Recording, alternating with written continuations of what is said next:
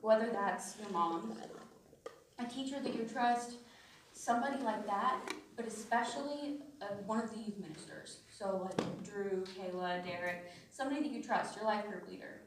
Even if it's just like a small, hey, I don't feel great, can we talk about it? Or if it's, hey, I'm not okay and I need to bring it to my mom, but I don't know how. They are willing to help you with that. But I also want to talk about how this whole concept of depression is not new. We've seen it in the Bible before, of people feeling like they've lost control over their life. So I'm going to talk about Paul. So Paul was Saul originally. He was a pretty bad guy, killing people, the whole thing. So, sorry, I lost where I was.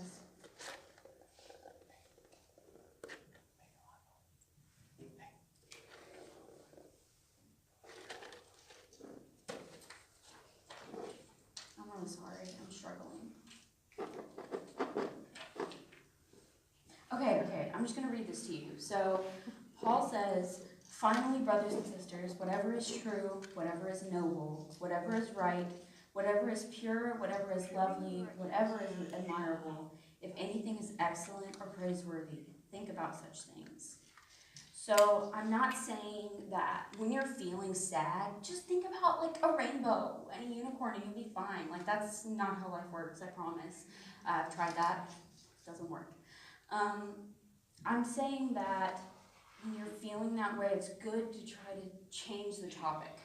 So even if it's just like a small thing that seems so trivial to you, it can actually do a lot for you.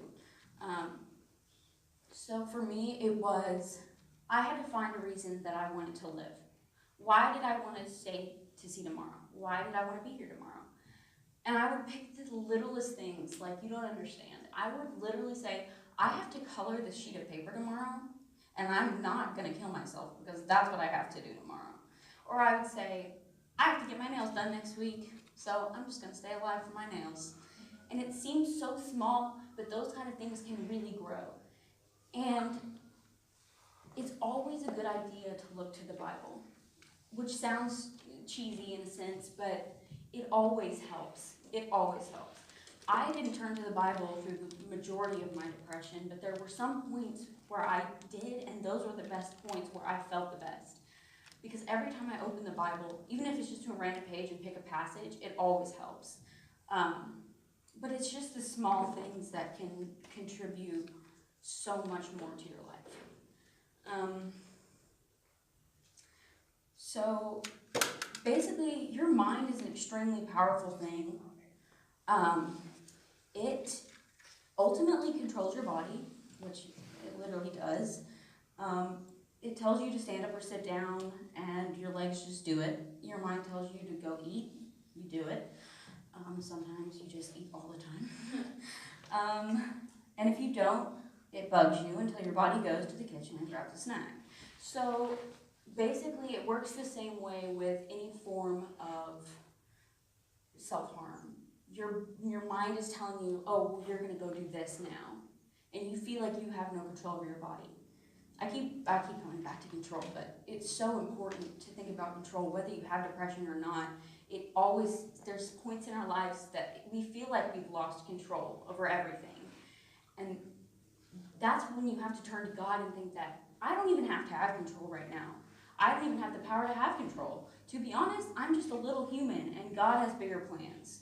Because that is the most important thing to remember, is that God is in control. You're not, and you're not for a reason. Because we have little tiny pea brains compared to God. So we really wouldn't be able to even function properly if we controlled our own lives. Even though it seems like sometimes you're like, yes, I just got an A on this test, life is going great. Then you're like, okay, well, I'm in control of my life. I forget about God. He doesn't matter. I did this. I took this test. Who gave you the body and the hands to take that test? God did. That's what's really important to remember, is that He's always in control. So anytime that you're thinking like you're not good enough, or you're worthless, or you're not going to ever measure up to anything, or you look like this, or nobody even likes you, you don't choose those thoughts on purpose. But left alone, our minds will naturally drift towards messages like that. When you're alone in your room with no one else to tell you otherwise, those messages repeat. And they begin to sound true and logical, even if they aren't. You can't let your mind tell you things that aren't true. Everybody is beautiful in their own way, and that's so important to remember. And even if you feel like you're at the worst point of your life, that just means you're in a cocoon and you're going to burst into a beautiful butterfly soon. And it's just really important to keep in mind that God is always in control, and He's going to help you get to that point where you feel like you matter, where you feel like you're beautiful, where you feel like you are in control but with God. Those are the things that you need to really embrace. I want to talk also about how hiding how you're feeling can really harm you, but honesty can really heal you. So the little message thing that I have on my paper is hiding grows harm, but honesty helps heal. So like I said earlier, getting help is always a good idea, and it's always the best option. So here's what I want you guys to think about, is that if you're dealing with any form of, just not great, if you're depressed, if you feel like you're depressed, anything like that, you have to first be able to be open to being vulnerable, which is extremely hard. I'm not going to say that my depression, I was embarrassed of it, but I did feel guilty. I felt like, in a sense, I let down my family and my friends and all the people that relied on me. But the reality is that that's not even close to true, because it was, my friends even cared about me so much more once they knew what I was going through. It was the amount of sympathy that comes out of that, your friends and your family. People love you more than you think they do, even if you're at your worst. So you really need to be vulnerable. Find someone you trust, get them face to face, or even just write them a little note. Take that risk and open up about whatever you're feeling or what you've been doing. It's also a really good idea to be honest always. So authenticity means you keep it real all the time, not just one time, the good and the bad, when you're doing great and when you're struggling, which is another thing. When you're doing great, it's also good to think about that time and make that a big deal. Because it's easy to, whenever you get sad, just be like, oh, this is it. This is the main part of my life. I'm depressed, and that's it. But really, there's more that you can do. When you're having a great day, like if you do great on a test and you get ice cream and whatnot, then you have to think about that day too, because that's important. The good stuff is important because God is always there, even at your worst and especially at your best. So this kind of stuff is extremely important to remember, is to be vulnerable and to be honest, because getting help can't hurt you in any way, shape, or form. And there's no reason to be ashamed about any type of feelings that you're having, because they're natural, and I promise people have had it before you. Just like Paul, just like a bunch of other people in the Bible, they've experienced this thousands of years ago even. People were struggling with feeling bad. It wasn't just like a place where everybody pranced around all the time and was happy, because that's not realistic. It's not. So I just want you guys to know that if you're feeling that type of way, it's a good idea to talk to somebody that you trust. Like I said, life group leaders, youth ministers. Also, Drew told me that they're opening up a text hotline.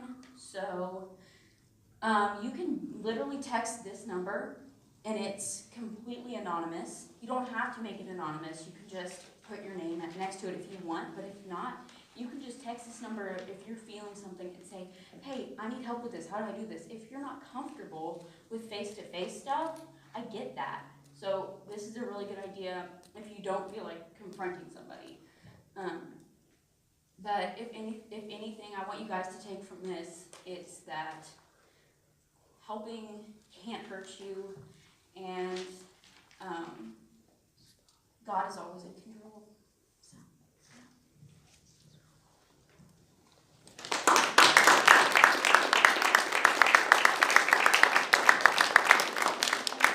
I just want to say, first off, that it's really brave of Alyssa. She came to me last week when we brought up that we were going to be talking about this topic, 2 weeks ago actually.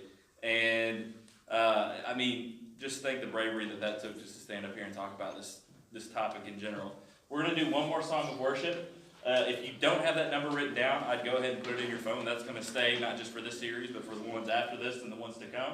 We're going to answer your questions if you want us to during a live kind of a show on YouTube during the week. So text in your questions, anything you want to know. If you're comfortable with us answering it online, put that out there. But one thing we want to do as well, I know not every single one of you have cell phones. So during this last song, we've set up a station at the back of the room that has paper and pens. Sometimes you want to write something down just to get it out. Sometimes you need to express the way you're feeling, the emotions that you've got going on. So if you just want to write it down, throw something in the box, or you don't even have to throw it in the box we put back there. You can throw it in the trash if you want. Sometimes, like what Alyssa was saying, it is simply good to get what you're feeling out into the open. And it may just be as simple as writing it down. It may be texting the number that we put up there. So I want to invite you during this last song that we sing to do some kind of action. If you're feeling depressed, if you're thinking about harming yourself in any way, shape, or form, I know this is a very serious topic, but we want to help. I know all the small group leaders want to help. I want to help in any way we can, because each and every one of you all are very valuable. Not just to each other, you're valuable to us, you're valuable to your parents. We love you all very much and don't want to see any of you go away anytime soon. So let me pray for you, worship leaders, if you want to come back up. I just want you all to prepare your hearts for this last song. Pray with me. God, we thank you that when you created us, you had a reason, you had a purpose. You didn't make any form of mistake when you made each and every one of us. And we thank you that you value us more than anything else on this earth. We thank you that when you made all of creation, you thought that we were the best part.